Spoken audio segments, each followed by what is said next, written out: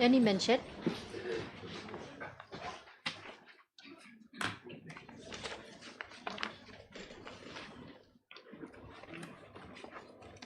May it please your Lordship. Your Lordship, I beg to mention item number 6.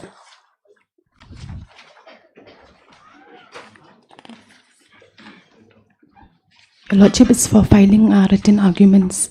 Your Lordship, I pray for one week time to file our written arguments.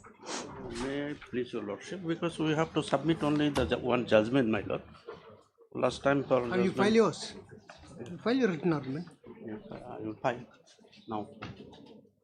You file your proper written argument, Mr. Zeka. Yes. You note down your whatever authorities that you want to cite. 2 weeks. Much obliged, Your Lordship.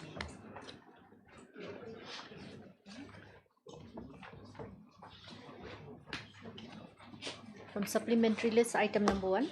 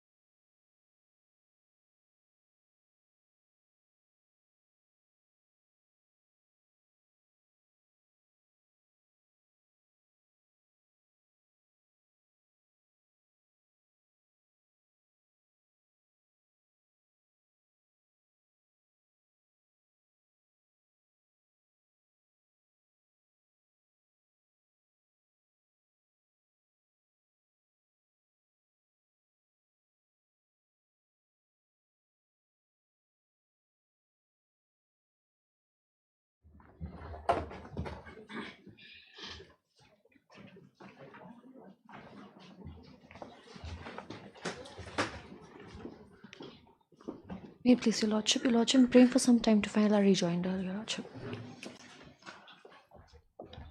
Once again, Ms. the counsel of the petitioner has sought for some more time to file the rejoinder. Pray allow.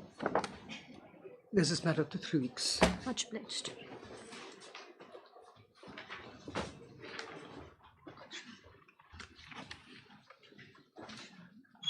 Ano siya ka to? Ano siya ka to? From supplementary list, item number 4.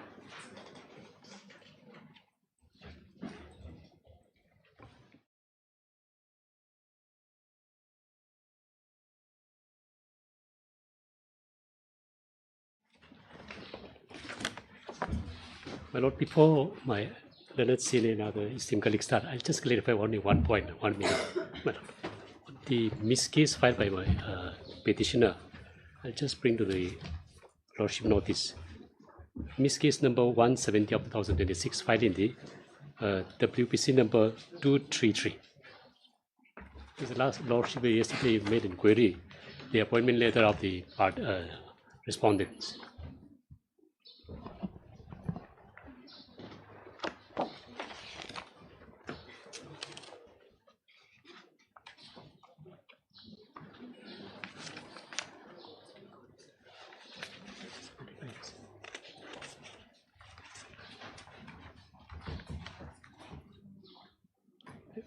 In that miscase 11, page number 11. This is a prayer in the interim. I'll just point out. Matter is finally heard. Exactly. So We are not in the it makes no interim. difference. Right. I'll just point out the date of the letter 25th May issued by the District Council, my Lord. Page number 11 of that miscase. They have clearly mentioned the date of the order passed by the Council. I'm directed to inform you that the EC, KGTC, vice its order dated 21 May 26 was pleased to appoint you as the inquiry officer to inquire in the charges framed against such suspended chief of Millennium Steamship and submit your report and findings to the executive committee. So here, my Lord, they have mentioned correctly mentioned 21. That is the exact order of the executive committee. Now, the plea taken by the respondent, the petitioner yesterday, is that the appointment letter was issued to the private respondent by the council on 22nd, signed by one executive committee. That is the contention. Therefore, my Lord, in that writ petition, Lordship, can you see? Writ petition, in the very writ petition, same writ petition. In the second writ petition.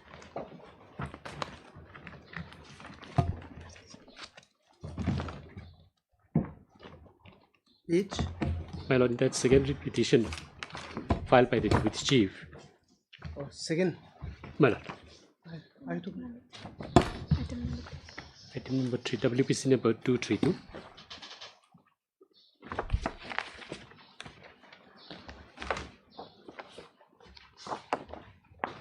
Page. My Lord, page number 18.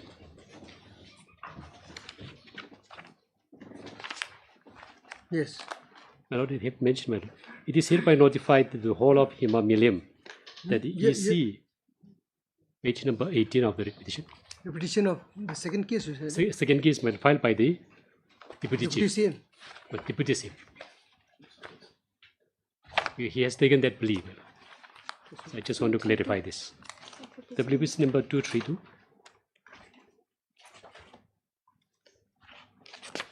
Yes. Hereby notified. Yes, notified to the whole of Himamilium that the EC, KGTC, by an order dated 22nd 5/2026, copy enclosure which has suspended the sunset, same appeal in accordance with Paul sunset. Consequent to this, Sir Frederick has been appointed as acting chief, sunset. Copy at the bottom, Lordship, can you see? Number 1 given to Alfred, to the suspended chief also. So there was no separate order, appointment letter given to the acting chief. But it is a public notification and copy is served to all of them. All of them. Here, my Lord, they have mentioned 22nd instead of 21. Instead of 21 only. Therefore, the second page he challenged, page number 19, it is signed by the one executive committee. In fact, this letter is not necessary at all, in fact, but this was issued. in public domain and signed by one executive committee. Therefore, they have taken the plea that this violates this section 25. So therefore, my humble submission is that this is not the appointment letter. The appointment letter is made by the appointment has been made by the executive committee on 21st, and this is the formal notification communications of purpose only, not appointment letter. Where is that appointment letter? There is no appointment letter. This is a notification my lord we have given. It is notified. Therefore, copy lordship can see page number 18. It is given to all the parties. And with regard to inquiry officer also, there is not the appointment letter. It's a communication to him. In the missed case, they have annexed. Page number 18, my lord. Copy to number 1 is the acting chief. Number 2 is the deputy, the CM.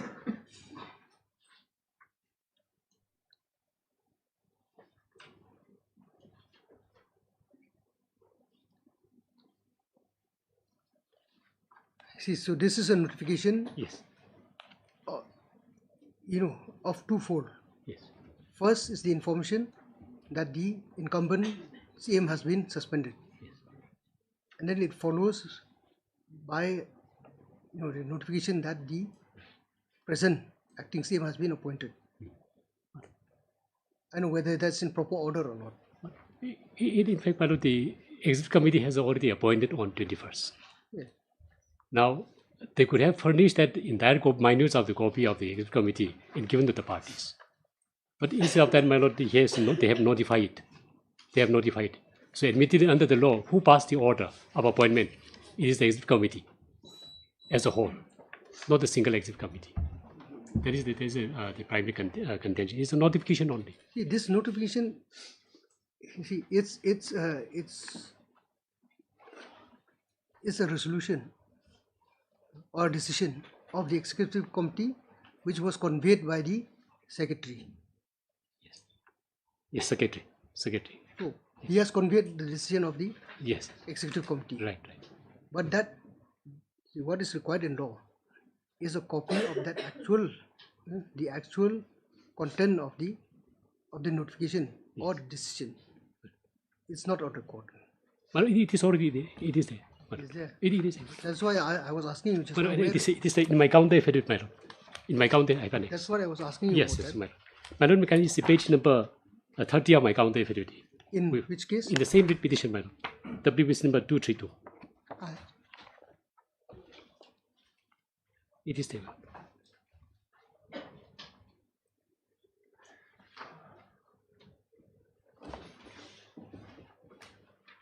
It affidavit.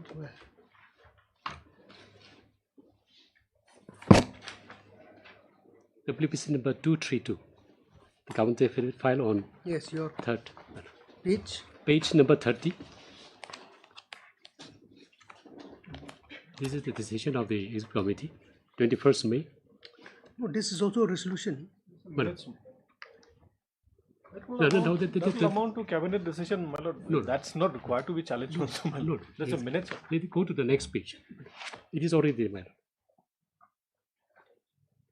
There is the second last paragraph that we have appointed circumstances, my lord, hereby appointed Mr. Sansat Yes, yes, as the acting chief. So that is already there. The decision is already there. Appointment is already there. My lord. The decision may have been there. Yes. And this is a resolution. You see, that is not challenge. There is not such. How the decision or a resolution was conveyed, the manner in which it was conveyed, it has to be in a proper form, which unfortunately But formal communication, my lord. Formal communication separately, my lord, not given him but notified and copy to him, my lord. So substantially, my lord, that is law has been complied with for bringing to the notice. So for this purpose, I just want to clarify it. okay. Give lord. This is the other side.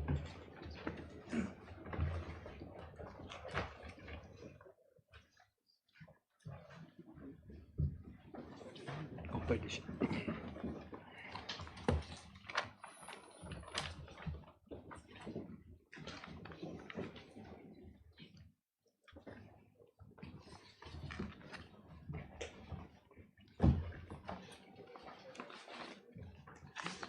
That compilation, Kaji and all. Make use your Yes, lordships. Mr. Sen.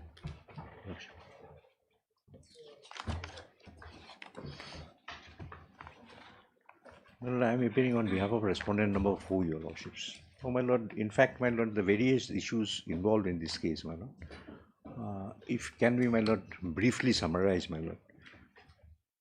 The major contention they have raised, the power of the District Council to issue the impugn order, suspending the regular CM pending inquiry.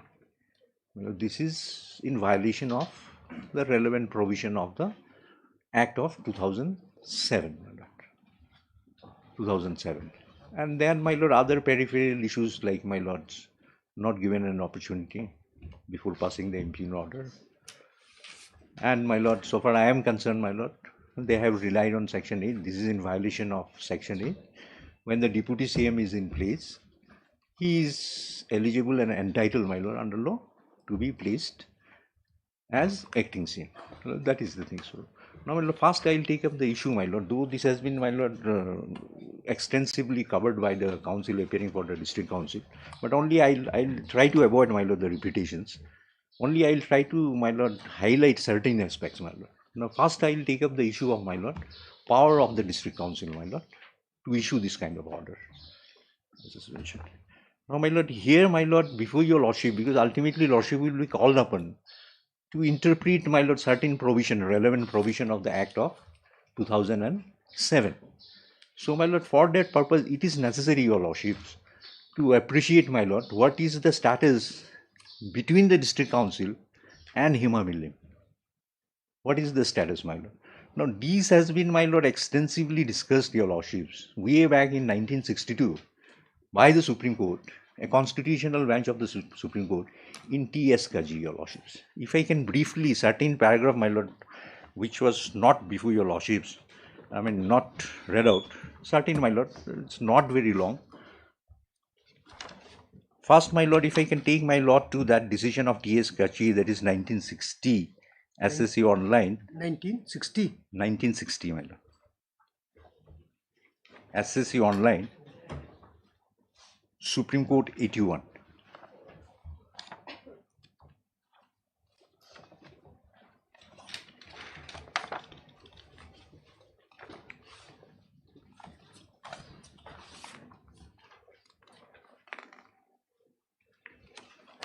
Para? But I am coming. This is not Supreme Court. This has been referred to by District Council also, my Lord. Something like that.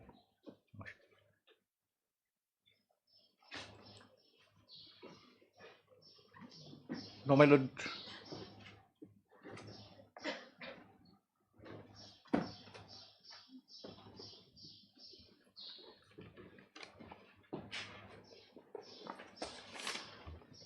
Lordship is referring to AIR. I think this is AIR 1961. My Lord, I am referring to SSC SC. Online. I don't know. I hope, my Lord, the paragraph tallies your Lordship. Now, my Lord. You give me a copy of your My compilation also, the SSC compilation, I've given that. Online. SSC Online. Online. Or should I say my compilation, which I have submitted earlier.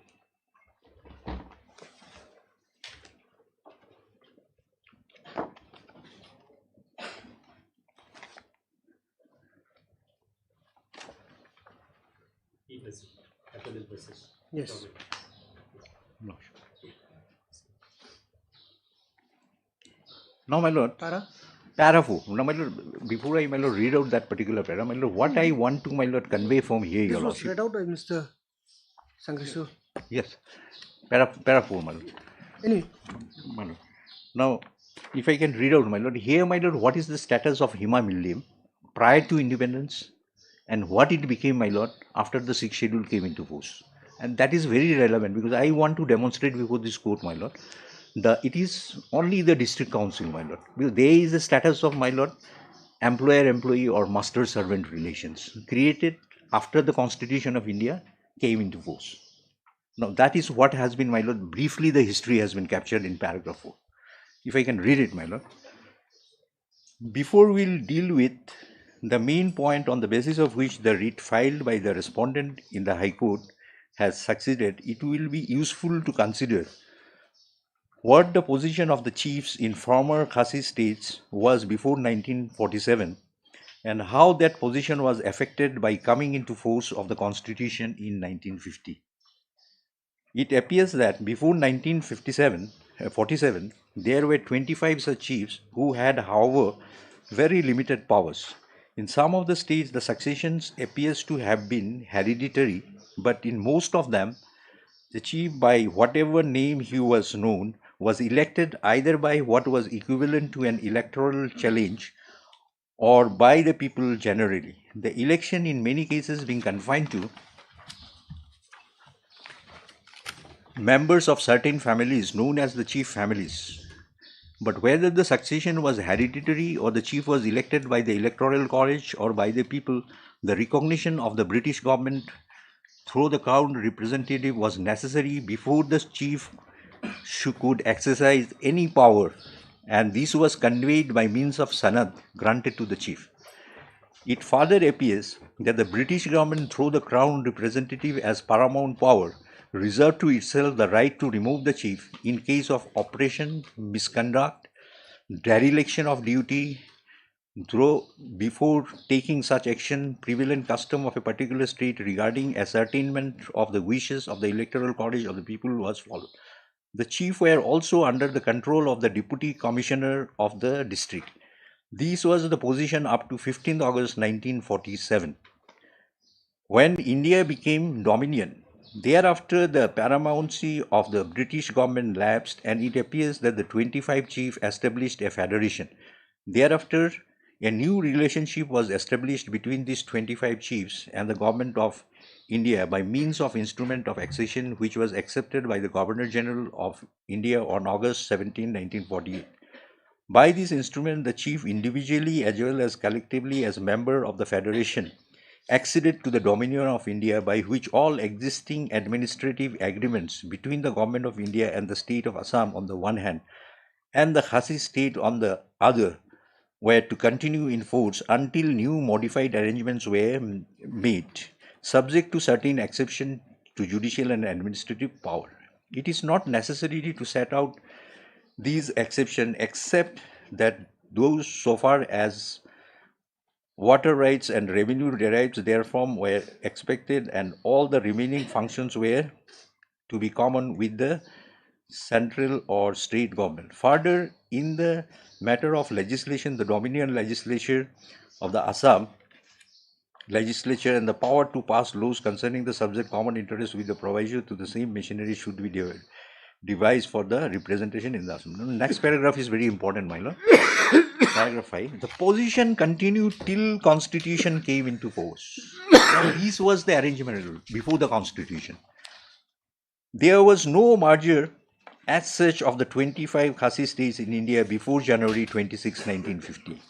But the Constitution, by first schedule in which the territories of the state of Assam were defined, merged the Khasi states into the state of Assam, as the state was consist of the territories which immediately before the commencement of the Constitution were comprised of the provinces of Assam, the Khasi states, and the Assam tribal areas, but excluding the territories specified in the schedule to Assam alteration of boundaries in 1951. Thus, by the Constitution, the Khasi states were merged with the state of Assam, and any power of the chief, so far as administration was concerned, came to an end.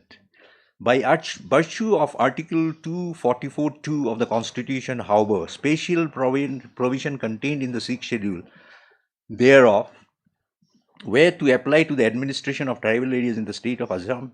The position, therefore, after coming into force of the Constitution was that chief lost whatever ruling or administrative power they had by merger of the 25 states in Assam, and the governance of this state was to be carried on in accordance with the provision of the 6th schedule, my lord. Now, my lord, this paragraph, my lord, why I took the pain, my lord, to read out, just to demonstrate, my lord, what became the status of this Hima, my lord, after the Constitution came into force on, my lord, in the year 1950, 26 January 1950, my lord. Now, they came under, my lord, direct control of the district council, and there, my lord, power is strictly as per, my lord, the 6th schedule. Now, if your lordship looked into the 6th schedule, my lord, there is no reference of any Hima, your lordships. Now, if your lordship look into the paragraph 2(4), my lord, which has been discussed here also, now paragraph 2 categorically says the administration of the tribal area is vested on the district council. And how the district council, my lord, carry out the administration is through these traditional institutions. Otherwise, my lord, all these traditional institutions like the chief, Hima, my lord, they were brought under the effective control of the district council, my lord. Now, my lord, the control over the, my lord, the Hima, my lord, this is not a creation of a legislation. This is not the creation of that Hima legislation, my lord, 2007. No, district council has the power, your lordship, to enact a legislation with regard to the procedures. So far, the power, my lord, to appoint, to have an effective control over the Hima, this flows from the 6th schedule, my lord, and not from the Act. Now, the Act has been framed by the district council, my lord, in pursuant to the power of legislation conferred by, my lord, paragraph 5 of the 6th schedule of the Constitution of India, my lord. It categorically says with regard to the succession of chief, headman, etc., district council may make law. Now, so far their appointment and control, my lord, it remain with the district council as per 6th schedule, which is a part of the Constitution of India, my lord. Now, my lord, here, my lord, lordship, that is my humble submission, lordship will keep one thing in mind, my lord. Whenever your lordship will make any interpretation, because certain interpretation of the provisions of 2007, my lord, that Millennium Citizenship Act is called for. So while, my lord, making any interpretation, lordship, my lord will ensure, my lord, this should not in any way, my lord, clash with the constitutional provision of the district council to effectively control this traditional institution, my lord, like chief and the Hima, your lordships. Now, my lord, other thing, my lord, I will not trouble, my lord, great details. Now, in the same decision, your lordships, Kaji, and this is, my lord, this is such a, my lord, judgment, my lord, is one of the leading judgment, my lord, is often referred to in various cases, T. Kaji. Now, it also categorically says, with the coming into force of the Constitution of India, my lord, virtually, my lord, the Hima became, my lord, nothing more than an administrative officer under the control of the district council. And who is the appointing authority, my lord? District council. Of course, my lord. In the year, my lord, 1960, my lord, when this issue came up before the Supreme Court, my lord, there was no legislation enacted by the district council. In fact, that was the issue.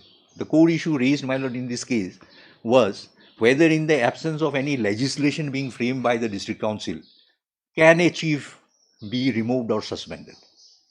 After discussing all those things and pinpointing that the power of appointment control over the Hima of the district council comes from the 6th schedule, Supreme Court has held, since district council has the power under the 6th schedule, it follows that even in the absence of the rules, legislation, he can be removed or suspended by the district council.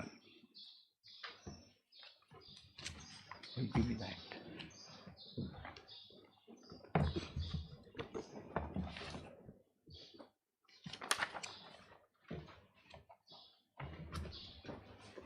Now, my lord, their main contention, your lordships, their main contention and the grievance, my lord, in this case, so for the suspension, because my appointment come from the suspension, that why I am trying to justify, my lord, that is correct.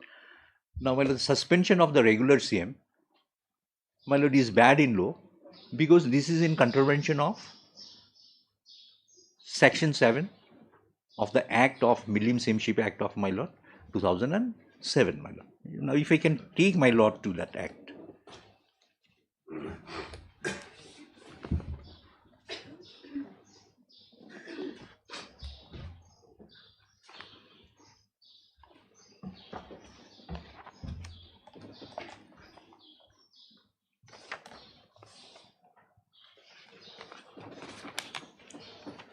Yes.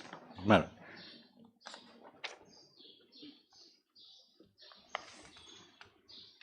Now, my lord, before I start, my lord, reading that 7, I'll just say, my lord, this legislation has been framed, my lord, particularly with regard to, my lord, appointment, succession of the Imam Ilim, my lord.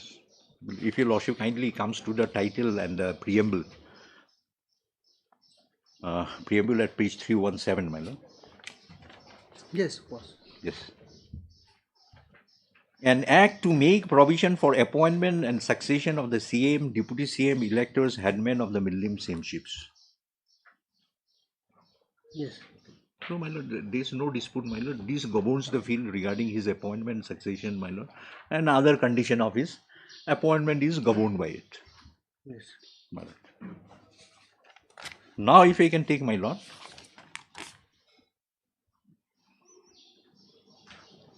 to section 5 first, your lordship. Section 5. Yes. Yes. Appointment and succession of the CM. On the basis of the result referred to in section 4, this act, the executive committee, lordship, shall recommend the appointment and succession of the confirmed elected CM to the next session of the district council, and after approval by the council shall forthwith issue appointment order under such terms and condition as the executive council may provide, and not inconsistent with the provision of this. No, my lord, this is important, your lordship. That's what I said, my lord. Whether there is an act, regulation, immaterial, my lord, the district council powers flows from the constitution 2:4, as has been discussed by this. Even if this act is not there, the power of appointment remains with the district council. But they have made an act, and 5 made it categorical. Who will, election is there, my lord, customary election, electoral college is there. This is as per the custom. So once he is elected, it doesn't mean, my lord, he becomes the CM. His appointment has to be placed before the district council. It has to go to the session of the district council for approval. And then who issues the another appointment order, my lord? It is the executive committee of the district council. So that power, even 5 is, my lord, in consonance with the Constitution of India. This could not, there could not have been any other authority making this appointment. Now, if I can take my lord to 7, the crux of the entire issue is in 7, my lord. 5 and 7.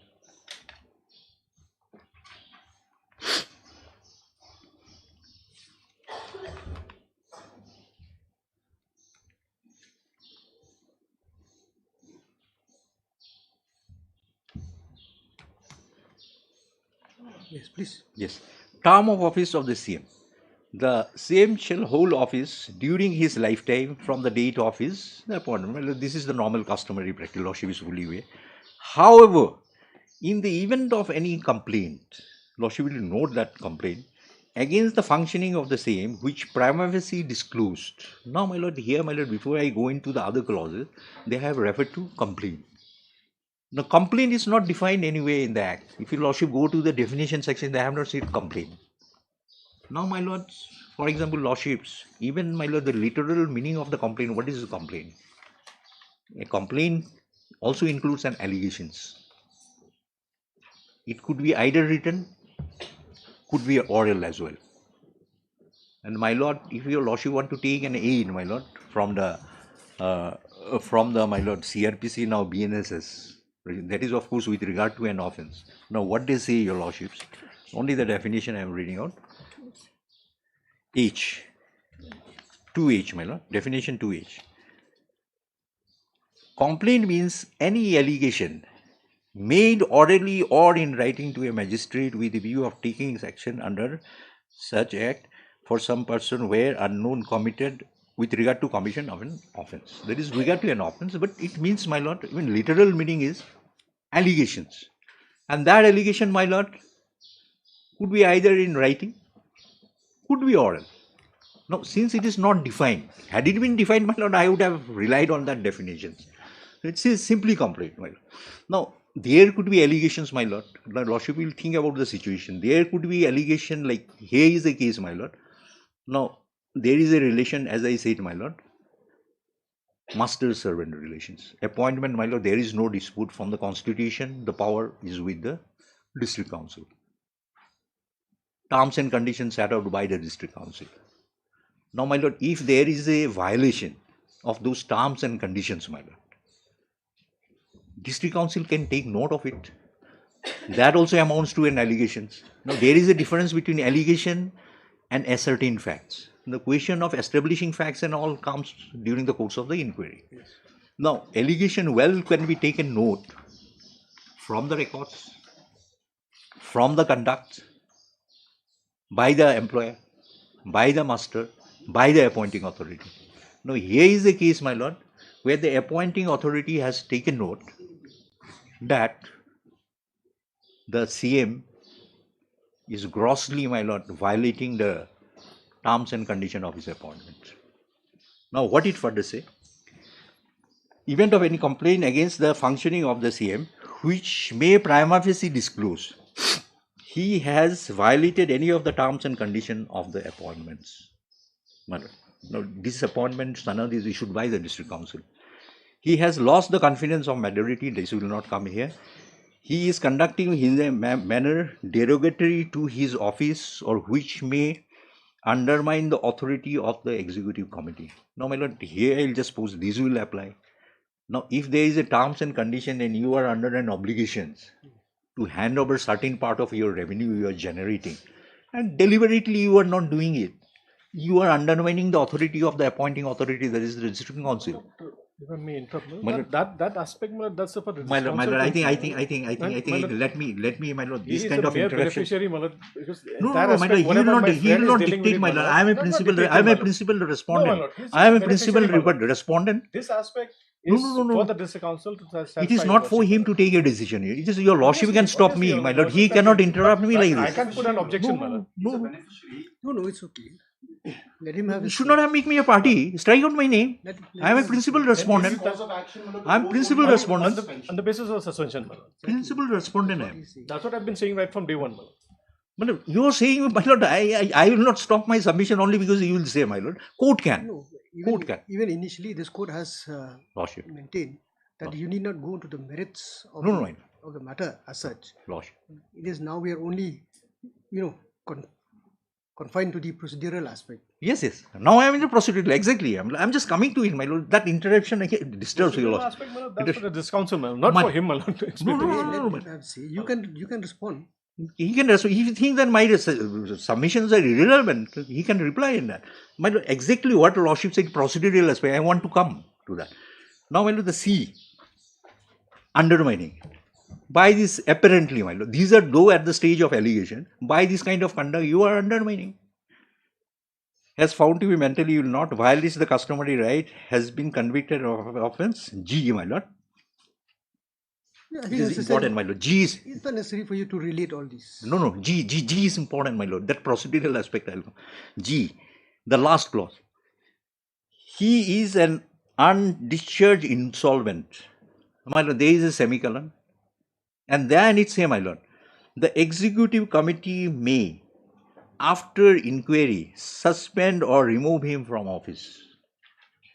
So, my lordship, this is very important. The executive committee may, after inquiry, suspend or remove him from office. They have only suspended. My lord, these qualifies all the clauses. In the event of a complaint, which also includes some allegations, it can either be a third-party complaint, my lord, could be written, could be oral, could be taken suo motu. Here, like district council, taken suo motu, my lord. Now, if these are the allegations, then what happened? District council can remove or suspend after an inquiry. It's not suspension pending inquiry. Suspension pending, it is not. It is suspension punishment either by way of removal or by way of suspension. But before doing so, an inquiry is required to be conducted by the district council. Now, what the district council did here, my lord? They have issued an order making it very categorical that these are the allegations, other things, my lord. I will not read all those things. And then this says, an inquiry needs to be conducted, and you have been placed under suspension pending inquiry, lordship. It's not a suspension by way of punishment, which they are projecting that this say there should be an inquiry even before suspension. Before, my lord, suspension pending inquiry, this suspension has been done, my lord, to facilitate this inquiry. And after this inquiry, my lord, either the district council will remove him or may suspend him also by way of punishment. So my humble submission, your lordships, suspension pending inquiry, my lord, and suspension contemplated in this provision are altogether different. Now, my lord, the general provision, your lordships, and in G, that is the interpretation of statute.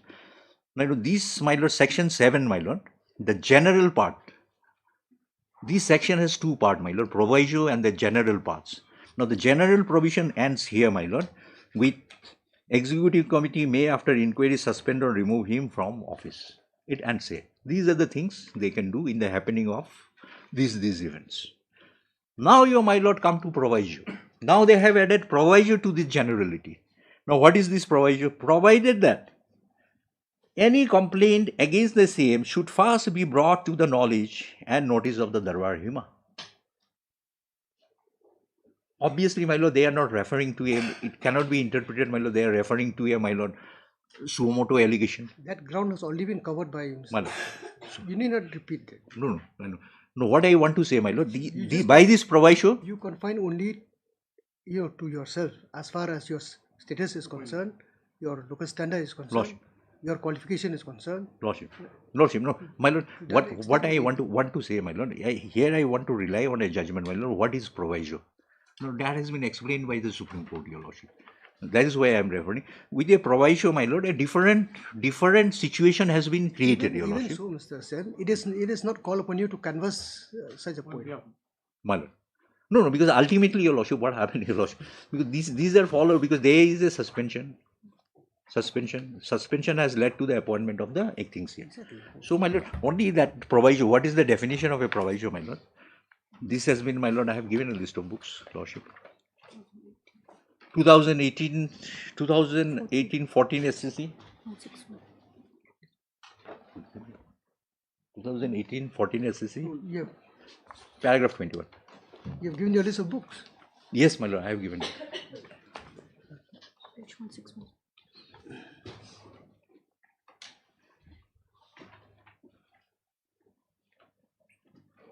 Hey, keep it there. I don't read that, but 2017, 2018. 2018 14 SCC. 164. Yes.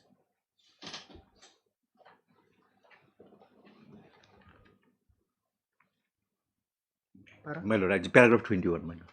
Only I will read paragraph 21.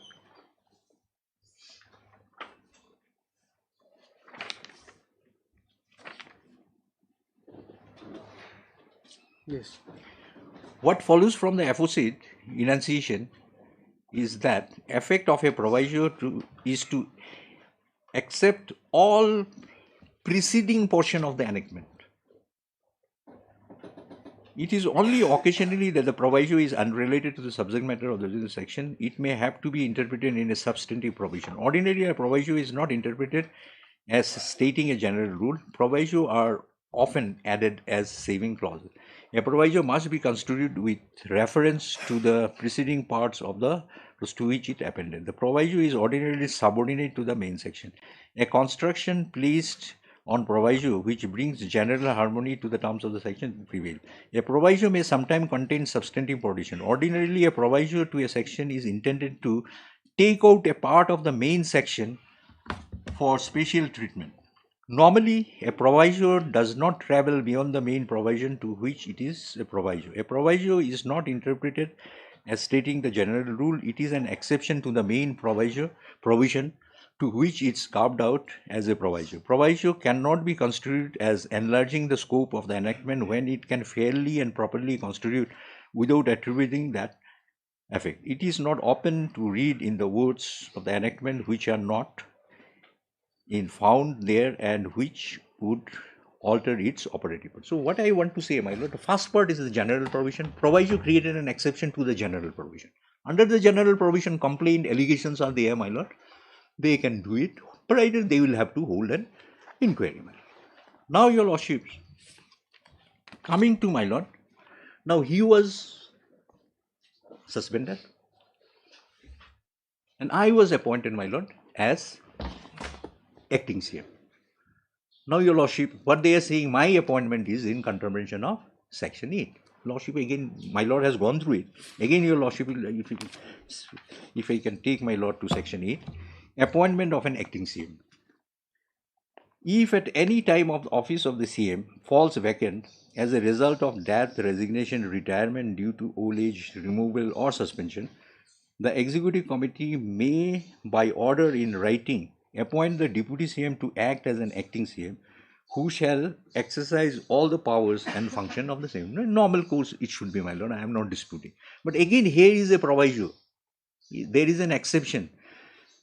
When situation so warranted, the executive committee may, in consultation with the executive Darbar, appoint any Khasi male adult belonging to Millim clan who fulfills the qualification prescribed in section 3 above.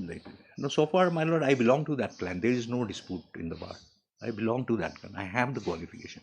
Now, the only question they are raising, since the deputy CM is available, why me? Now, the proviso gives the power to the district council. And they have cited good reason why me and not the deputy CM. Now, deputy CM, admittedly, my Lord, as per the requirement of the Act, has to be a cousin or nephew or brother, your Lordships. My Lord, I'll not go into it. So, my Lord, here the district council cited a reason since he is a brother and there is a serious charges and inquiries on. So, instead of him, they have picked me up and appointed me acting CM. Now, Lordship will only look whether the district council has that power. Now, district council has that power under the proviso. Now, if the district council has a power, my Lord, to take a certain decision, and there are option A, B, C, D open for him, my Lord, my humble submission, this is not for the court. It is for the district council whether they will go for option A, B, or C. And here they have cited good reasons. So, my humble submission, my Lord, what my learned friend both the writ petition, then I should not have been appointed. My Lord, is not tenable in law.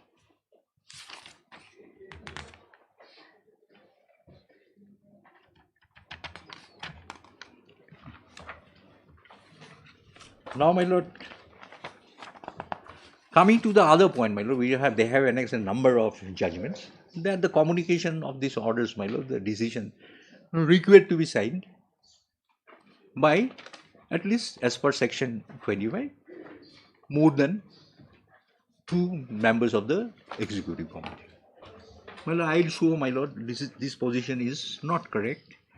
If I can take, my Lord, to section 25. Now, what the 25 say? That is, the heading is authorization.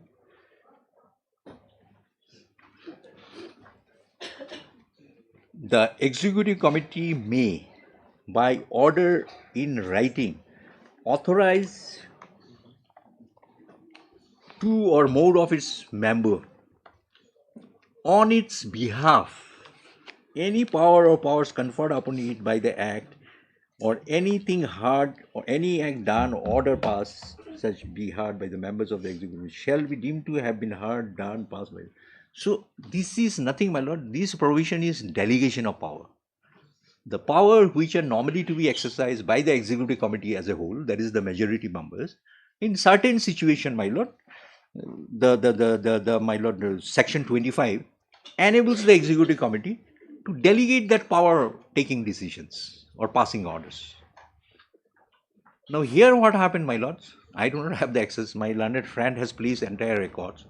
Here the decision to suspend the regulation, appoint me, hold an inquiry, that decision was taken by the executive committee itself without that power being delegated to anybody. And that record was placed before my lord. So there was sufficient, there is no question of my lord delegating this power. Now what was done, my lord? The formal communications, formal conveying of decision, that was carried out by one member, in some cases 2 members. That, my lord, that cannot be, my lord, interpreted that this is in violation of section 25. Section 25, my lord, the only requirement, if the decision, if for some reason, my lord, executive committee not in a position as a whole to take, you can delegate. There is no question of delegate. The original decision was taken by the executive committee. The record is before, my lord. It is immaterial, my lord, whether the decision is conveyed by an order, my lord, signed by 1 member or 2 members. Now here, my lord, my learned friends in both the writ petition, they have annexed at least, my lord, 4 to 5 decision on the similar issue passed by this honorable courts. Now, my lord, I have very carefully gone through all these decisions. In all these cases, what happened, your lordship? There is an admission.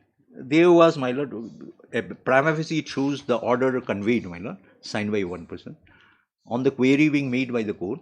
In all the cases, my lord, I will take your lordship there. District Council considered that yes, the decision was taken not by the executive, but one person. If I can take my lord to their writ petition and point out.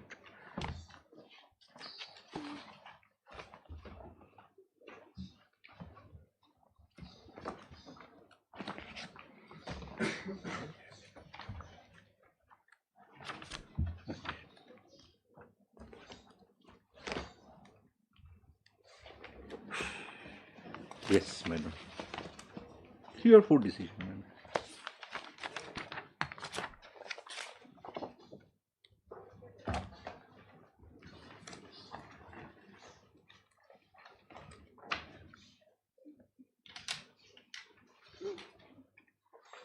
Yes.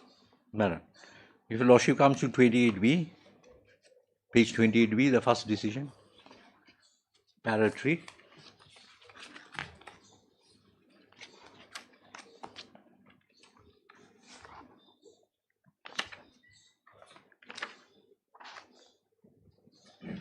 You're referring to which writ petition? First, that leading case, my lord. Because the issue is basically the same in both the case. 233 of 26. I number next.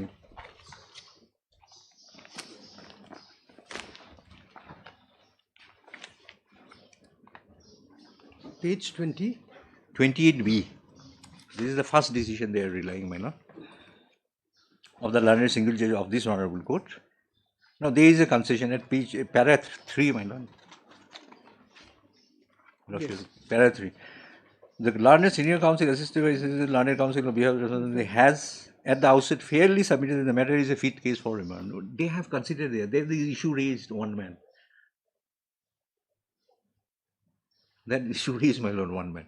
Here there is no concession and the record has been placed, your lordships, before the courts. Yes. Now, lordship will come to the second decision. Started page 28D.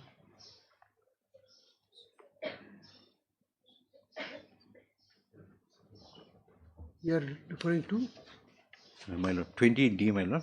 28D. Yes, the next judgment. Yes. Now, my lord, paragraph 8, concession in paragraph 8. Yes. Well, in the middle, your lordship. Today, however, the learned senior counsel for with regard to the validity of this matter, therefore, will be necessary, have to be remanded to the executive as is patent on the face of it.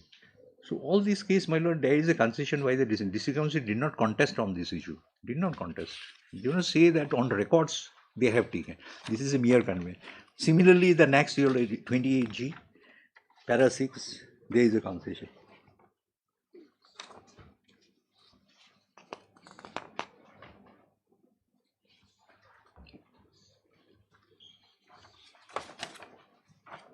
Then the last judgment at 28I. 28I. Yes. At my lord, page 20. At page, my lord, 28K, your lordship, the concession is there. After paragraph 2. Yes. Concession is there. So all these, my lord, even the last, my lord, I have just pinpointed 28M, Yes. paragraph 3. Consider, these are not contested. But this is a serious issue otherwise, my lord. Attestation authorized, this is delegation of power. Here is the case, power was never delegated to anybody. Executive committee itself exercised the power to take a decision. Only those formal post office job, my lord, he's sending from here to there, that has been done by one member. That will not vitiate, my lord, anything. Yes. So my humble submission, my lord, so far authorization is concerned, my lord, that is absolutely wrong on the face of it. Now, my lord, coming to my lords, the allegations. No, my lord, of course, regarding my lord, the inherent power of the district council, numerous judgments are there. My learned friend has placed a series of judgment. My lord, in fact, so way back in 1970, your lordship, there were one or two judgments, my lord. I'll conclude before I conclude, my lord, I'll just refer to in my lord 1970, 1 SSC 362. 360, 362. 362. Para? No, paragraph, my lord, 8. No, my lord, briefly the contention, my lord, is a long paragraph, and just paragraph 8. They have referred to all earlier judgment.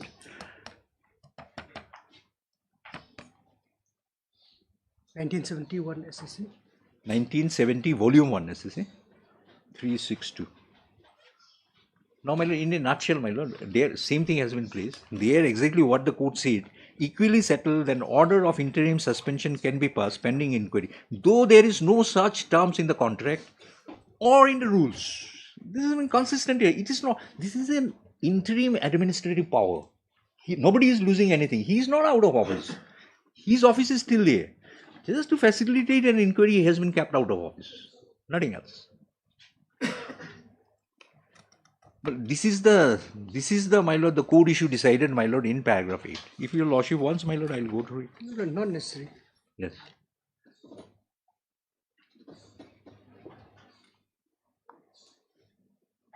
In fact, my lord, TKG was reiterated. yes, TKG is very fondly, my lord. The way I am saying TKG, suspension by way of penalty, interim measures, that inherent power of suspension, any case today, my lord, obviously, my lord, that is a constitutional bench judgment of 60, lord.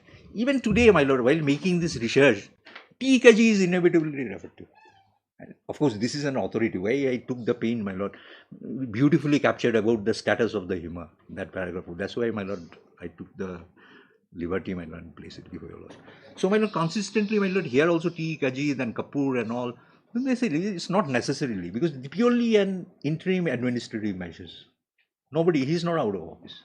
And it is not a suspension which requires an inquiry. When a suspension requires an inquiry, right removal, because lordship has seen in paragraph 7, removed or suspended. Removed and suspended. Removed, my lord, there is no doubt. It is the ultimate punishment. Removed on suspension and removed has been kept in the same block. And they say after an inquiry. So a suspension which comes after an elaborate inquiry, that is by way of punishment. That is not. Now here is the question, my learned senior friend, my lord, appearing for district council. In fact, lordship has dealt with similar situation with reference to Langrin Sameeship. My lord has dealt with. But the situation is slightly different perhaps. Langrin Sameeship, there is an express provision, which perhaps my lord has looked into, and that's why he declined to interfere with the suspension pending inquiry. Because they say inquiry, other thing, there is an express provision. Suspension pending inquiry is not required. My lord has really. But obviously it will come to my lord's mind, Langring it is there, but it is not here. That's why, my lord, I refer to this decision. But this is, my lord, inherent power. From T. Kaji to recent decision, they are repeatedly saying it is not necessary to be provided. Langring they might have provided. It is not provided. Otherwise, my lord, this will lead to a chaotic situation, my lord. If the Hima Millim, my lord, he totally disregard, disobey, does not follow the instruction, district council cannot do anything. So, my lord, this is the decision on this, and then, my lord,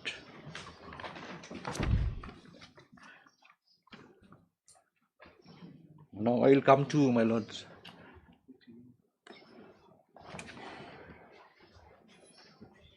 tribunal cannot. Charges and facts, my lord. I am just referring, I will conclude, my lord, with referring to two or three decisions, my lord. These are basically, my lord, on allegations.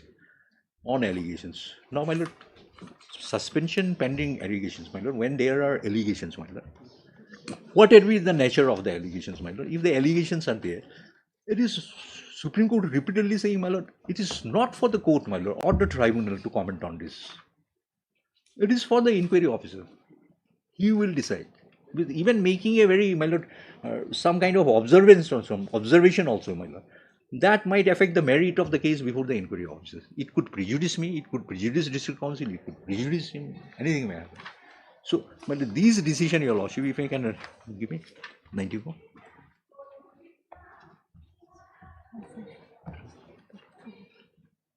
Para 4 and 5, my lord. That is 1994 3 SSC, page 357.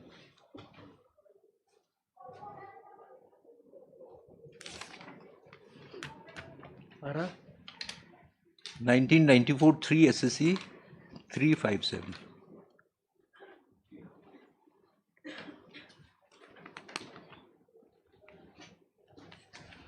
paragraph Paragraph 4 and 5. 4 and 5. 4 and 5. 4 and 5. 4. 4 and 5.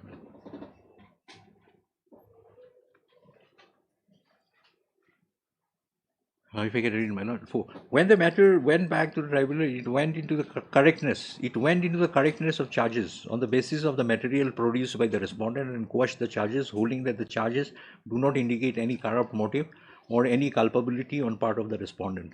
We must say we are not little surprised at the course adopted by the tribunal. In its order, it is suggested this court specifically drew attention to the observation in A and Saxena that the tribunal ought to interfere in an interlocutory stage, and yet the tribunal chose to interfere on the basis of the material which was yet to be produced in the inquiry. In short, tribunal undertook the inquiry which ought to be held by the disciplinary authority and found that the charges are not true. It may be recalled that the jurisdiction of the Central Administrative Tribunal is akin to the jurisdiction of the High Court under Article 220. Therefore, the principal norms and constitutional, etc. That's what my very critical charges are there. Whatever be, they leave it to the, don't comment on this thing. Whether it's under 226 or the tribunal. We should know. Here the allegation is serious, my lord. I will not go into it. District Council has pointed out. Who can find out the inquiry officer? But we should not comment. Now what else? 1992, sir. Yeah, 600.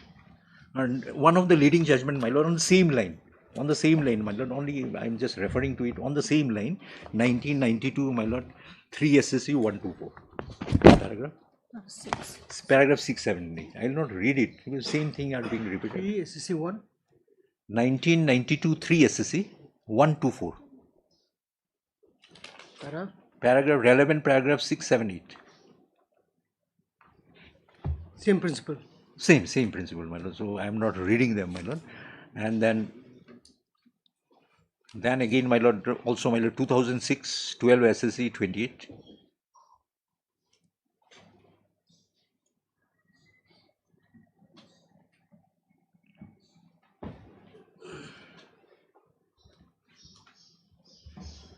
Two 2006 12 SSC 28. 28. Para 13 and 14. Same thing. Yes. So my humble submission, my lord, this is a case, your lordships. My lord has dealt Lungring. Only thing I have examined Lungring, there is the express, it's not there. Otherwise, this is interim, and the court is what is saying, this is purely a interim proceeding. Nobody has lost his status. Even the same under suspension, he has not lost his status. No. Lordship will look into the prayer. What do you want? No inquiry, no suspension, he should come back without an inquiry being made. But look into the charges, this is very serious. So my humble submission, my lord, there is no ground made out which call for any interference. Obligement.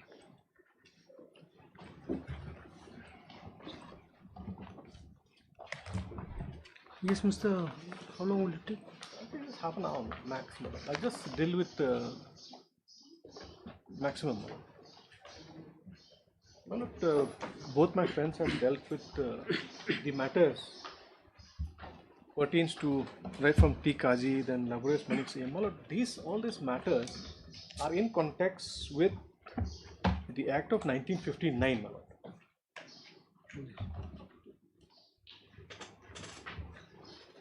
T. Kaji, my lord. T. Kaji was decided, my lord, decided on September 20, 1960. But after the Act of 1959, the Act of 2007 has been enacted by the Discouncil. That has been read out quite a number of times. Till today, my lord, the Act of 2007 is in play, my lord. So this, my lord, kindly see, passed on 24th October 2008, received the assent of the Governor, 2009, my lord. We are in 2026, my lord. So till today, my lord, the entire process, in as far as this millennium citizenship is concerned, my lord, that will be governed by the Act of 2007, my lord. So basically, my lord, the Act has clearly stipulated, my lord, the manner and scheme in regard to the nomination, appointment of both this aim, deputy same, everything will be governed by the Act of 2007, my lord. Trust has been made, my lord, to justify the order which has been passed by the Council, whereby they have said that the order of suspension is with regard to the same is concerned, my lord, that is pending inquiry, suspension pending inquiry, my lord. In the entire Act, my lord, in the entire Act which has been read out, my lord, there is no provision as such enacted by the Discouncil himself, my lord. The entire Act has clearly substantiated in what manner this aim should work or how he should function. The Section 7, my lord, suspension has been made under Section 7, my lord. And as far as Section 7 is concerned, my lord, that the entire provision of Section 7, there is not a single term whereby it has been specified that aim can be suspended pending inquiry. Only one Section 5, subsection G, my lord, that has been read out, my lord. What does it say, my lord? He is an undischarged insolvent. That is the prerequisite. If it's an undischarged insolvent, my lord. In spite of that only, my lord, even that also requires that the executive may, after inquiry, suspend and remove him from office, my lord. So, my lord, the thrust which has been emphasized by both the parties, my lord, the Council as well as the private respondent, is with regard to the suspension pending inquiry. As I have stated, my lord, there is no provision in the Millennium Citizenship Act whereby a same can be suspended pending inquiry. Clearly, the proviso clearly states that the terms what are the provisions which has been provided for his suspension, my lord. My friend has relied on judgment which has been passed by this honorable court, my lord. That is, your lordship will recollect, that is Nangpe Singh's Simyo, my lord. But in that case, if your lordship kindly take the, this is which pertains to Langren Citizenship, my lord. My lord, to kindly take the Act at page 307, my lord. That has been relied upon, my lord.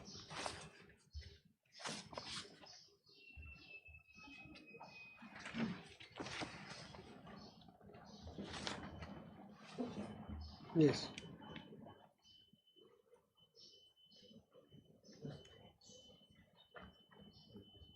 Page 307, my lord. Proviso, second proviso, my lord. The first, I just see the proviso, my lord. 307, my lord. Provided that his aim shall not be removed from the office or punished with suspension unless he is given an opportunity of being heard. Just a minute. Page 307, my lord. Yes. Provided that this aim, this is which pertains to Langren Citizenship, my lord, where your lordship has delivered a judgment, my lord. Provided that this aim shall not be removed from office or punished with suspension unless he is given an opportunity of being heard. Provided further that the above proviso shall not apply, 1. In the case where the order of removal or suspension is awarded on account of his being convicted of an offence involving moral turpitude, or number 2, this is important, my lord, in the case of order of suspension pending inquiry, my lord. So that distinction has to be made, my lord. This proviso is not provided in the Act of 2007 of Millennium Citizenship, my lord.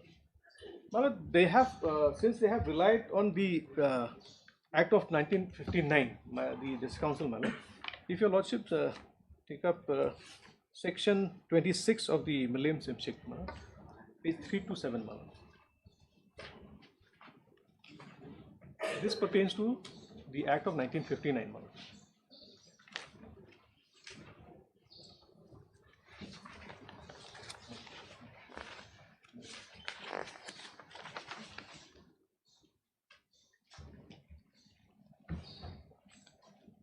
Yes, section Section 26, 26. page 327. This is very important, What they are trying to do, they are trying to, since the 2007 Act does not provide any proviso whereby the same can be suspended pending inquiry, so they are trying to take shelter of the 1959 Act. This is the annulment. The provisions contained in the United Khasi Jaintia Hills Autonomous District Appointment and Succession of Chief and Headman Act 1959, as amended, shall on and from the commencement of this Act no longer be operative as far as the Hima Millennium is concerned. That's very clear, So, as on today, the 1959 Act is nowhere in existence in as far as Millennium Simship is concerned. In this regard, I'll just please some decision passed by the apex court, I'll just relevant paragraph, will be without wasting much of the court's time. Relevant paragraph will be paragraph 22, 2020, volume 9, 2022, 19 SCC, page 723. Paragraph 22, 23, 27 to 30. These are the relevant paragraphs, whereby the court has discussed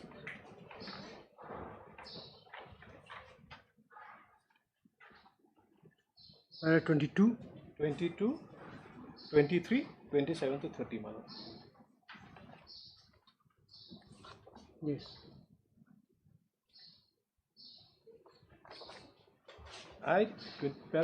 Malad will read. Should I read it out, Malad, or logical? What is the principle enacted? Malad will take paragraph 22, Malad.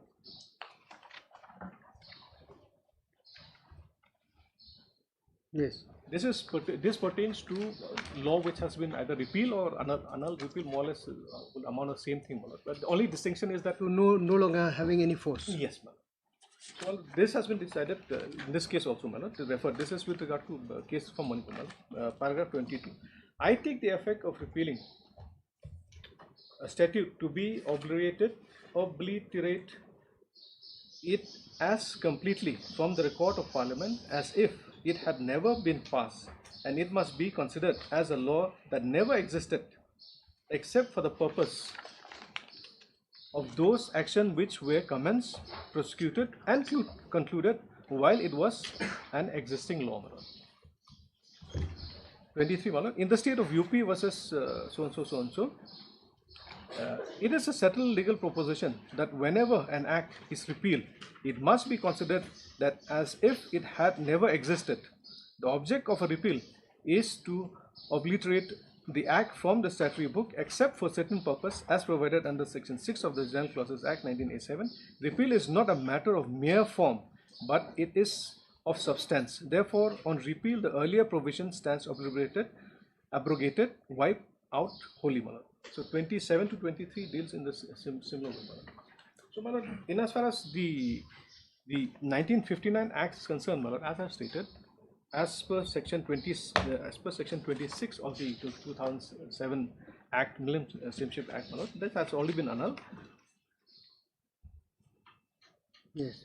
In 59, there is a provision, whereby a same can be suspended pending inquiry. That's very clear, So, my lord, whatever decision that has been provided it pertains to the Act of 1959, T. Kaji, my lord, interestingly, my lord, if your lordship kindly see T. Kaji,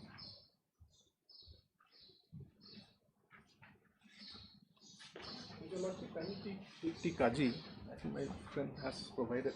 I'll Yes, just show the relevancy.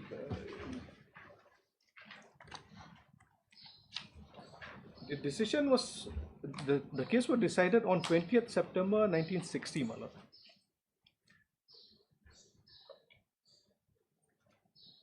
The Act came into force in 16th October 1959, just after a year or so, my lord. Even if your lordship kindly go through the last, it's page 14, if in the page 14, my lord. K. Subbarao, my lord.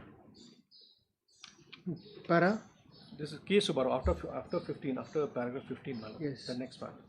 I won't say dissenting, but some opinion has been given by one of the judges. My lord. I agree with the conclusion, but I have considerable and serious doubt on the question whether, when the Constitution confers an authority power to make law in respect of a specific subject matter, the state authority can deal with the same subject matter without making such a law in its administrative capacity. I would therefore prefer not to express my opinion on this question, but I agree that to the other question reason given by the learned brother, namely, if the respondent contention was to prevail, so, since the Act has already been passed. So what the court is saying is that since Act is already in place, everything will flow from the Act, my lord. In this particular case, my lord, the previous Act of 1959 has already been repealed or annulled, and as such, the 2007 still hold the field, and everything in pertains to the appointment, succession, with regard to millennium citizenship will be covered by the 2007 Act. So in that regard, my lord, that aspect of the matter of suspension pending inquiry, since the same is nowhere found in the Act of 2007, that cannot be taken into consideration, my lord. So the other aspect of the suo motu, which they have considered as suo motu, whether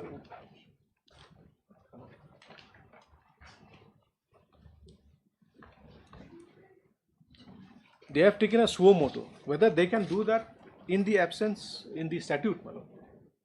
The Karnataka High Court,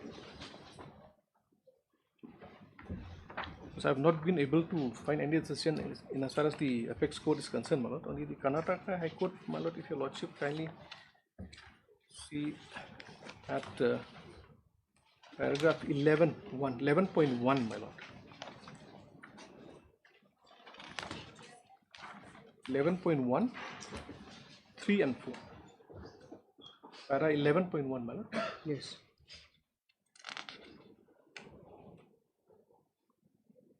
A division bench in this of this court in the case of so and so has held as follows: the learned single judge has deemed it relevant to place reliance on the order of the Honorable Apex Court rendered in civil case number so and so. The learned single judge has further noticed that the impugned order of termination prima facie appears to be in gross violation of the principles of natural justice, odi alteram patem. Admittedly, the case certificate has reached this court way back in the year 2003 in WPC number so and so, which came to be disposed of on so and so by quashing the order dated so and so passed by caste certificate committee and reserving liberty to the caste verification certificate constituted in the 2009 to take up the issue. The instant appeal appellant bank was a party respondent in the said writ petition. Admittedly, the appellant bank has not sought for verification of the caste certificate further to the employer in the year 1985. That being the admitted fact, the most important question is whether the question is whether caste certificate committed could have suo motu initiate proceeding to cancel the caste certificate of the respondent number 1, to opine the respondent number 2 or respondent number 1 has furnished a false certificate. 4. On perusal of the Karnataka Scheduled Caste, Scheduled Tribe and other backward class so and so rules 1992, we find that no such power of suo motu revision or as vested in the caste certificate committee, and subsection 2(4)(c) of the Act stipulates the person of entity may seek for verification of the caste certificate, and hence on this ground also we do not find any ground that which would warrant interference with the court order passed by the last single judge. What the court has observed is that since the Act does not provide for a suo motu power, as such the order which has been passed cannot sustain. So in this particular case also, my lord, what I would respectfully submit is that, my lord, the Act nowhere provides the power to this council for a suo motu to initiate any suo motu proceedings, my lord. what they have done is that, my lord, they have, instead of proceeding with the provision of the Act, my lord, what they have done is that they have, I would say, my lord, they have exercised power which is beyond their jurisdiction, since it was not as contemplated in the Act. And, my lord, whatever proceedings which has been initiated by them as per the Act will be null and void, my lord. My lord, the other things which they have referred to with the power, with the impugn order, if your lordship kindly come to 28A of my writ petition.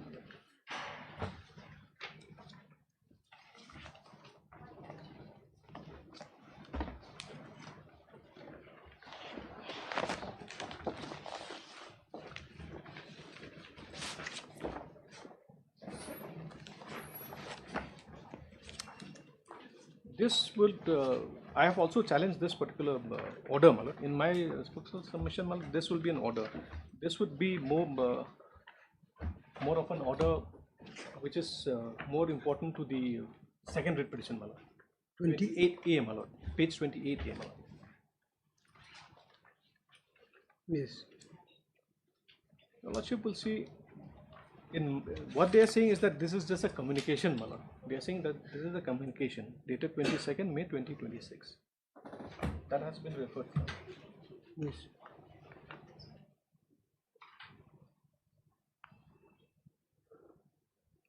So, Well, if I may read out, my lord. Whereas the competent authority has already placed the chief of Millennium under suspension pending free and fair inquiry as per law. Whereas, however, the present deputy's aim is found to be the younger brother of the above suspended chief and therefore may not be appropriate to appoint the present deputy's aim to exercise all the powers and function of the same in the capacity of acting chief, which may likely affect the independent and fair inquiry, and also to avoid any perceived biasness as well as fair consultation process with the executive darbar headed by the above present deputy's aim is susceptible to biasness, delay, etc. This is very important. The next line, no? The undersigned under the instruction and of the competent authority under the peculiar facts and circumstances hereby appointed who Alban Frederick's aim as the acting's aim of Millennium's aimship until further order, my lord. Until further order, my lord. And directed him to exercise all the function and powers of the same under the Khasi Autonomous, this comes so and so 2007, and rules thereunder till further order. Till further order. This is very important, my lord. This cannot be a communication, my lord. This is on the face of the record, my lord, is an order, my lord. My lord, we kindly note that even on the last line it says 2007 and rules thereunder till further orders, my lord. This is not a communication, my lord. This has been signed by one member of the executive committee, my lord. Active member of the executive committee, my lord. yes. On the face of record, my lord, this is an order, my lord. This is not a communication at all, my lord. And as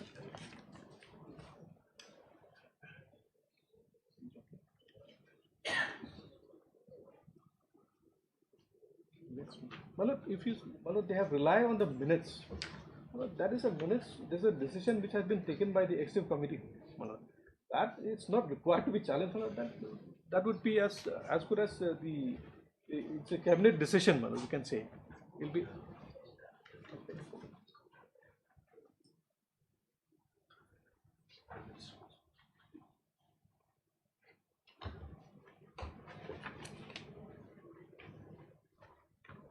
This they have placed it also, my lord. This has been filed in the counter affidavit itself, my lord.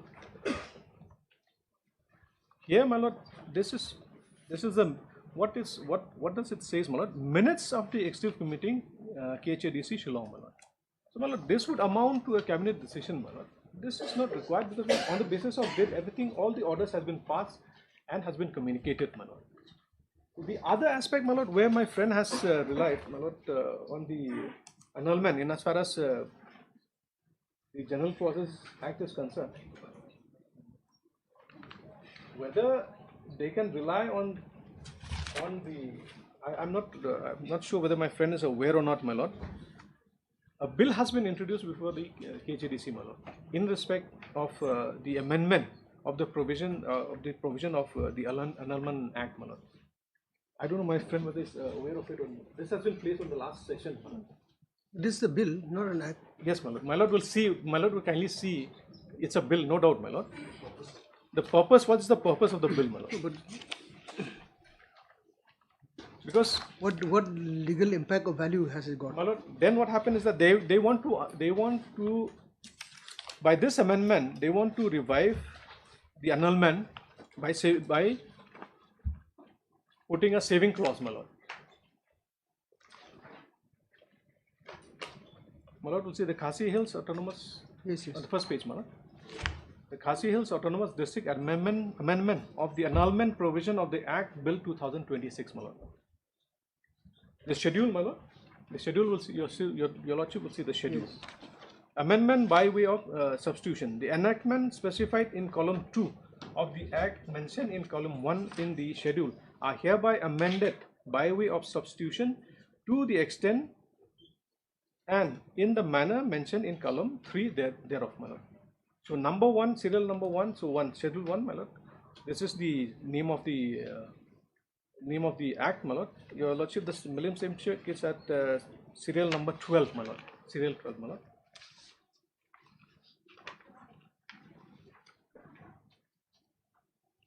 So annulment 26. Yes. Provision contained in the United Khasi so. So what they are trying to do is then they will give us saving clause, my lord. Save and otherwise express provided by the Act. The provision of this Act shall be in addition to and not in derogation of the United Khasi Autonomous District Appointment and Succession of Chief and Headman Act of 1959, herein referred to this as the Parent Act, for the time being in force, and the provision of such Parent Act shall continue to apply to any matter in the field not expressly covered or provided for by this Act. My lord, the intention is very clear. My lord will kindly. But this act is 1959. You said has been done away with. Annulled, my lord. Annulled, Annulled, my yes, lord. So by this particular bill, my lord, what is the intention now is to bring it back to save having a saving clause, so that, my lord, what they are referring to, that pending suspension pending inquiry can be brought back. Those provision can be incorporated. Absolutely, my lord. So this is the intention, my lord.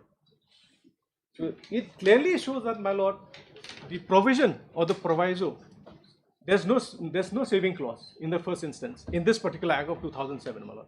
So by this enactment or by this bill, my lord, what they are trying to do is they bring back the 1959 Act so that you can use it for this particular purpose, my lord, to defeat the entire purpose of this particular 2007 Act, my lord.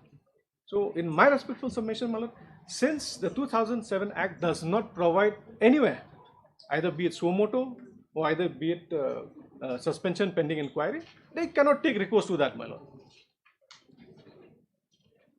So, your lordship, the order which has been passed by the impugn orders, all the impugn orders, in my respectful submission, my lord, which has been passed by the District Council, my lord, is totally against the Act which has been enacted by them, my lord.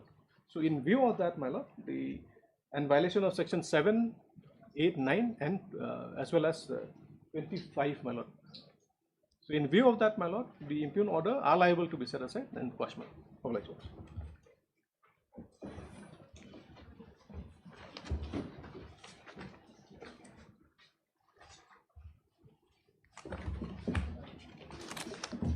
I will not take much time, my lord. I'll just reiterate a few things, my lord. My matter is Yes. my matter is, my lord, on a totally different footing. My cause of action, my lord, arises only pursuant to the order of suspension being passed.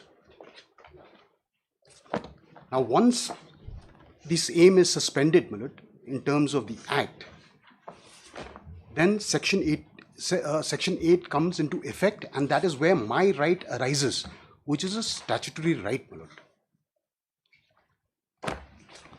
I'll take your lordships to Section 8 again, my lord, which your lordships will kindly have my petition. My petition, I have the next, my lord. It will be much more convenient for your lordships. My writ petition, my lord, at page 20 is the Act.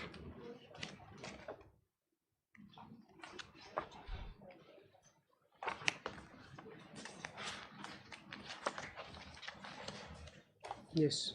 So my right, my lord, at page 20 is the Act. My right flows from section 8 at page 23. Yes. Now subsection 1 of section 8, my lord, provides for appointment of acting aim.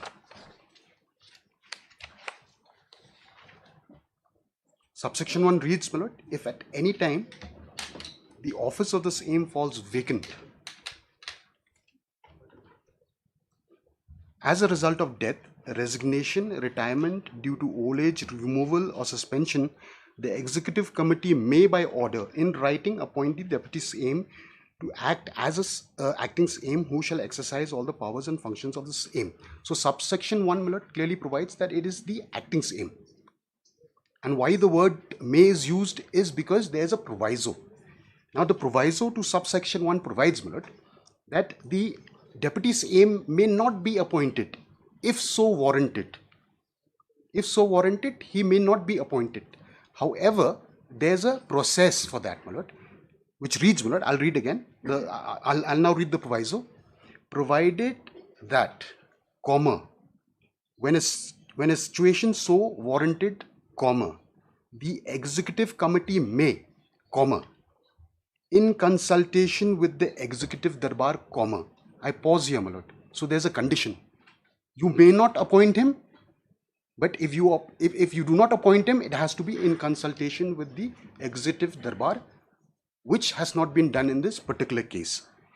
I'll just complete the sentence, my lord. Appointed as Khasi male, so and so, my lord. So, my lord, my first contention, again, I'm reiterating that in the event you exercise your discretion under subsection 1 of subsection 8, it has to be in terms of the proviso. Proviso is very clear. It says, comma, in consultation with the executive darbar, comma. That has to be read separately. You cannot do away with that, my lord. In this case, what they have done is they have passed the impugned order, citing certain reasons, which actually amounts to my disqualification. Now I'll take your lordships to the impugned order. Page 19, my lord. Page 19. My learned friend just read a while ago, but I'll just take your lordships again through it. This is dated 22nd May 2026. This is what I'm assailing, my lord. It reads, my lord, whereas the competent authority has already placed the chief of Malayam under suspension pending free and fair inquiry as per law. So it says, my lord, competent authority. Then the second paragraph, the concerned EM suddenly dictates an order. Whereas, however, the present deputy's aim is found to be younger, because in the first paragraph they said competent authority. In the second paragraph, my lord, it says, whereas, however, the present deputy's aim is found to be the younger brother of the above suspended chief, and therefore may not be appropriate to appoint the present deputy's aim to exercise all the powers and functions of this aim in the capacity of acting aim, which may likely affect the independent and fair inquiry, and also to avoid any perceived biasness as well as fair consultation process with the executive darbar headed by the above present deputy's aim is susceptible to biasness, delay, etc. The undersigned, under the instruction of the competent authority under the peculiar facts and circumstances, hereby appoint so and so until further orders, and direct him to exercise all the powers under the so and so act until further orders. This is a direction, my lord. Direction. The contention of the district council that there is a minutes of the meeting of the executive committee, my lord, that has been placed on affidavit. My learned friend had just pointed out a while ago, my lord. But if your lordship may kindly have the affidavit of the district council in my matter.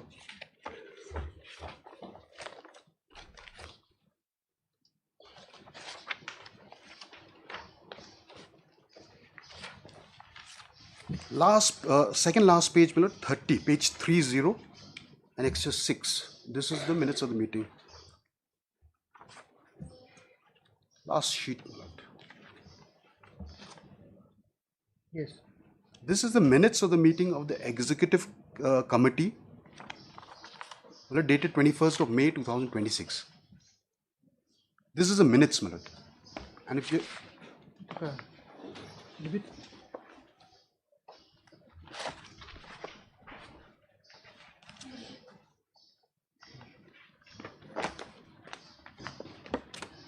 Your Lordships has the affidavit filed by the District Council, my lord. Yes. Page. Page 30, my lord. Yes. This is the minutes of the meeting, my lord, dated 21st of May 2026. In the next page, your Lordships will see the signatories of this minutes, my lord. Yes. So five signatories, my lord. Now the contention raised by District Council is that this has not been challenged. Yes. My lord, this is the minutes of the meeting. If your Lordships see the last paragraph, my lord, last portion of this document, there's nowhere indicated, my lord, that this is an order which has been communicated to us or to me, my lord. If this is not an order communicated to me, my lord, I need not, my lord, challenge this, my lord. This is your functions of your government. This is your cabinet, my lord. Every time you have a cabinet policy decision or something, I don't need to challenge that, my lord. Whatever order is passed, which follows, my lord, I challenge that, my lord. And that is what this Honorable Court interferes with. And Section 25 says that such an order has to be passed by minimum 2 EMs. So again, my lord, if I take your Lordships to my writ petition, that same impugned order just now at page 19, my lord, of my writ petition, impugned order, I just read to your Lordships.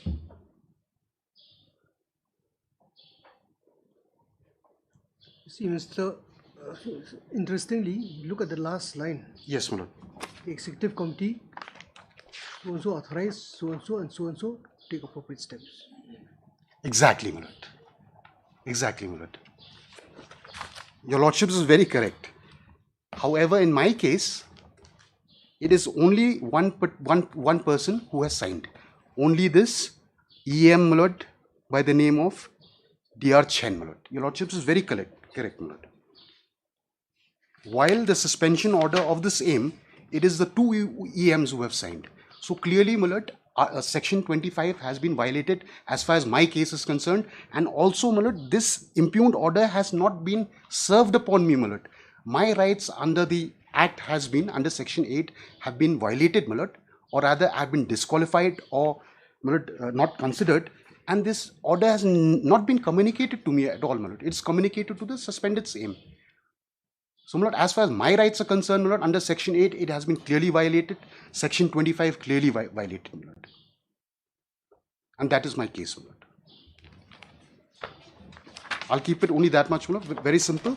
And as far as Section 25 is concerned, my lord, your Lordship's judgment.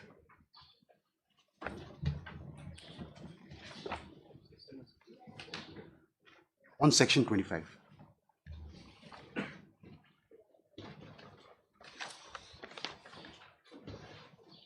Fortunately for me, my lord, Mr. Sen was appearing for the petitioner. Mr. Sen was appearing for the petitioner. Your Lordships have decided this matter, my lord, on Section 25. Para 2 onwards, my lord.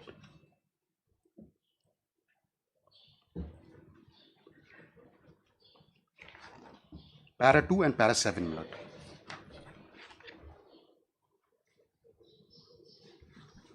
Your Lordships is very correct. The EC in the minutes of meeting has authorized 2 EMs to sign the order, my lord. Only 1 EM has signed. That is my case, my lord. I'll close my case. Deeply. Now forward.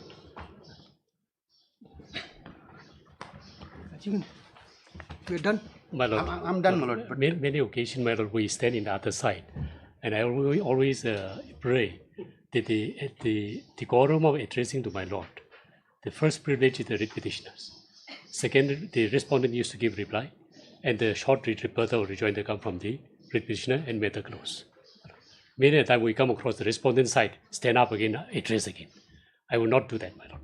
Only, my lord, the appeal. Regarding the merits, I will not do that. The appeal brought by my lord is in friend just now, which is part of the pleading. It's only appeal. Now, 14 acts I've seen. 14 acts are the special acts. Without these merits, are the special acts. And the parent act is 1959 act. Now, there is annulment provisions. Now, it is a settled provision, position of law that whatever subjects taken away by the special act would be definitely governed by the special act. But whatever not touched by the special act, but available in the general act, will continue to follow. What happened in the district council here? Now, relying on this annulment, don't forget about the millennium steamship. Other steamships say, no, there's an annulment provision. So why we should follow the general act? So district council used to reply, no, the special act take away 20 subjects only. Remaining 10 subjects are untouched. So that is governed by the general. So to avoid that confusion, this bill is tabled. It is not yet ascended by the governor. That is only it is not ascended by the governor. That is why you see, Yes.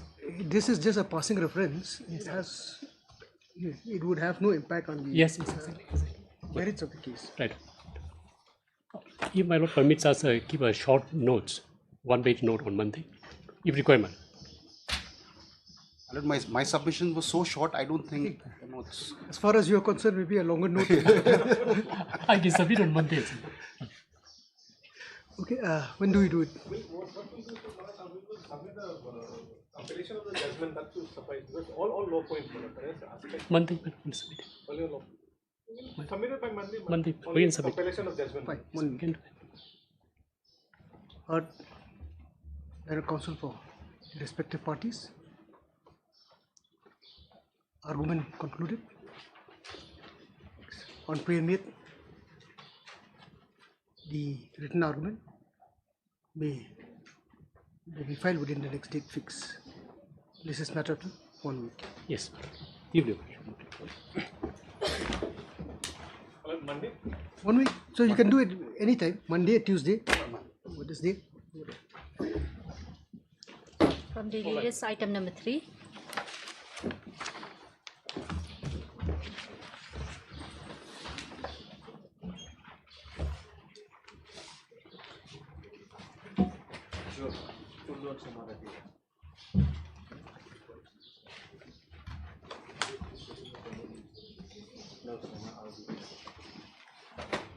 Yes.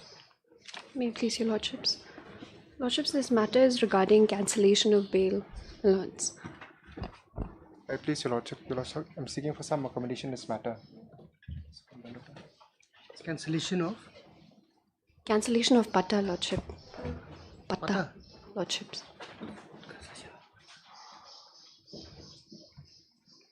Accommodation on behalf of the respondent number 3 and 4, your lordship. Mr. Paske is leading a matter, he is not available, your lordship. it's an old matter, 2022 matter. And have it after the 13th, your lordship, since he's traveling right now. Have you started, miss? Have you Lordships? started your argument? No, lordships.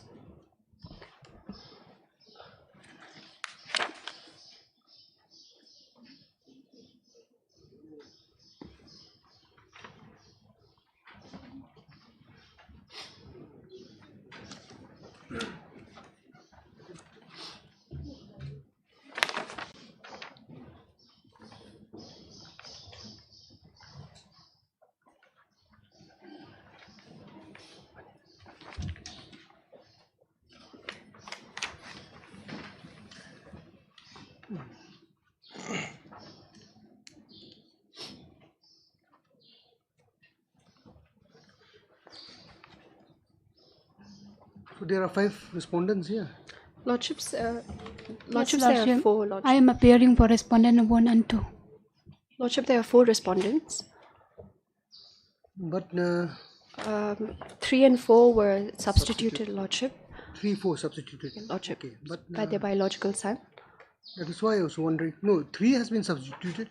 Who is 3? Nokma. This is a case, my lord, where the patta issued to the petitioner was cancelled on the complaint of the respondents 3 and 4. Exactly. They challenged it, saying that district council doesn't have the power to cancel the patta. It should have gone to the civil court. That is the essence of the matter. In the meantime, it appears, my lord, that respondent 3 and 4 had expired. In fact, one had already expired before filing of the writ. So that was substituted by way of Miss Case 68 of 24. Yes, yes. So this, as far as this note is concerned, only 3 has been substituted, not 4. Lordships, 4 is also deceased. Because 4 had expired before even filing the writ. Disan A Sangwa. Lordships, he's the husband of the Nokma. He's the husband of respondent number 3. But where is the order that he has been substituted or not required? Lordships, he's my lords may. So have you made any prayer for his name to be struck off? The Lord may have the body of Miss Case 68. This is 68 of 24.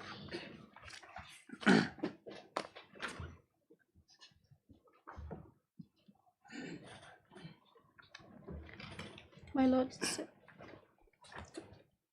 in the miscellaneous application for substitution, we've prayed for substitution of both respondent number 3 and 4 by the biological son.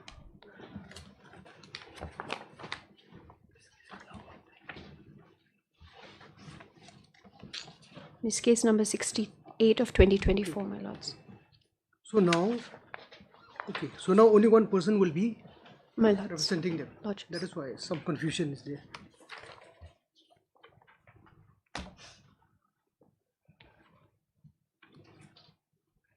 We'll have it after a week. After the 13th, Lordship. Conducting counsel is currently traveling right now, Lordship. Oh.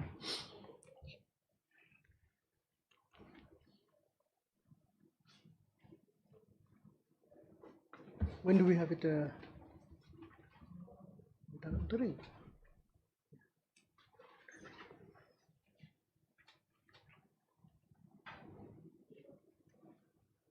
have it on 13th then? 14th, Lordship. We'll be returning on the 13th, Lordship. Okay. 14th. 14th, Lordships. As prayed for by the parties, this is matter for hearing on 14th. Highly obliged, Lordships. Item number 4.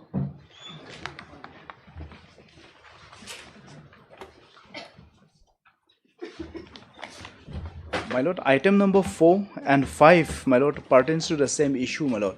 The issue here is, my lord, whether the scheduled caste and the scheduled tribe, my lord, whether the merit list of the scheduled caste and the scheduled tribes can be pooled together or clubbed together in a recruitment process. That is the only issue, my lord, here.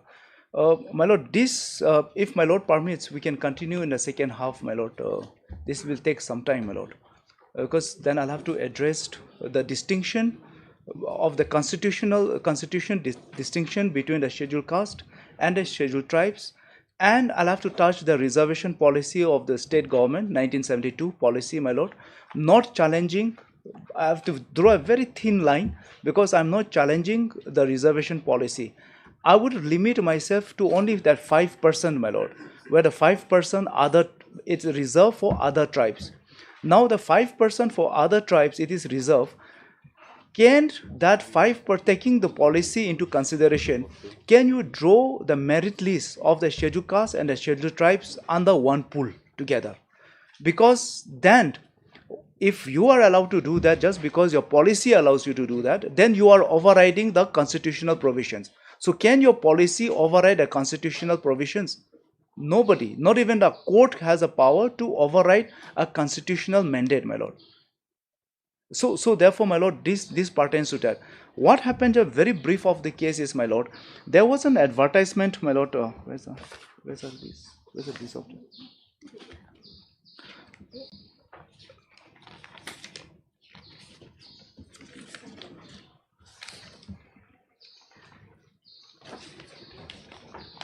Well, there was an advertisement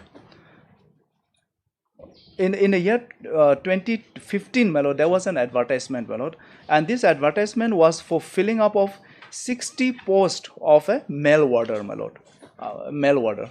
Now, pursuant to that advertisement, my lord, because I belong to a Boro tribe, my lord, which is a recognized scheduled tribe of the state of Meghalaya also, my lord. So I belong to a other tribe, other scheduled tribe. So now, my lord, in pursuance to this advertisement, I have sat for the exams, my lord, sat for the interview, and I was given an, having passed, my lord, I was given an appointment order, served for few years, my lord. Now some unsuccessful candidates who were arrayed as a respondents here, my lord, challenged the entire recruitment process.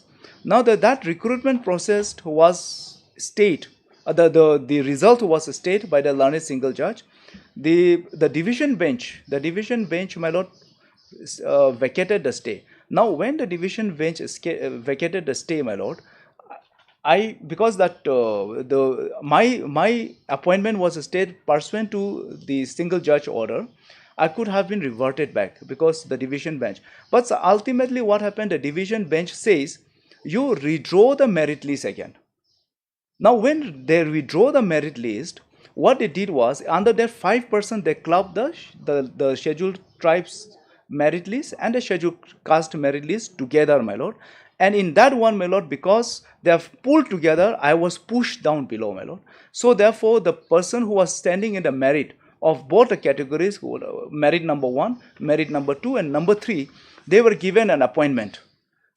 Resultantly, my lord, I was pushed out of the list. So the Honorable Division Bench says that you draw the merit list. The Honorable Division Bench did not say that you redraw the merit list based on the combination of the combination of border class together. It did not say like that. When the division bench have asked them to redraw the merit list, to my understanding, it has to be redrawn in accordance with law, not accordance with your policy, accordance with the law. So therefore, my lord, that is where I am impugning, my lord. So, my lord, if this is just a gist of the case, my lord. So it's a question of classification. Yes. And putting it in should we say it in different compartments. Yes, my lord. So what happened here is, my lord, suppose like there are two kind of merit lists, my lord. One merit list is for general, one merit list is for the reserve category. Now what they said is, in the merit list, in the general merit list, a scheduled tribe or a scheduled caste candidate, if your position is above the general, the list, the last one, then you can jump to the other category. That means a general category. From the reserve category, you can jump to the general category. That is what the law says, my lord. And but not one category. Suppose like I am a scheduled caste category and a scheduled tribe category is there. You cannot club together. Neither can interchange. You cannot, because I'm securing more than you or I'm securing less than you, you cannot interchange that. That is barred. That's barred. So therefore, my lord, clubbing this together itself was illegal, my lord, arbitrary, my lord.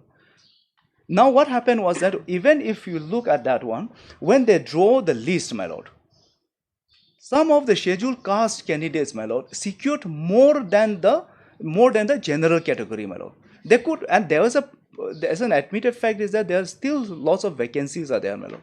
Advertisement have not come for whatever reason, but scheduled caste candidates have already secured more than the general candidates from the bottom of the merit list. So they could have gone and occupied that. So that will make way for you. That will make way for me because I am already selected earlier, my lord.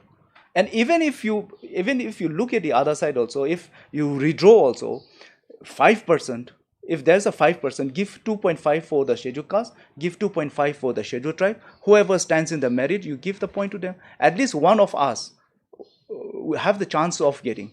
Now, once we have already stood in the merit list in our category, my lord, subsequently redrawing, clubbing together and pushing us out of the service, my lord, that's arbitrary, to my humble understanding and submission. So that is the point that I want to make, my lord. So if yes, Mr. Shulai, Lordship, this thing can be worked out.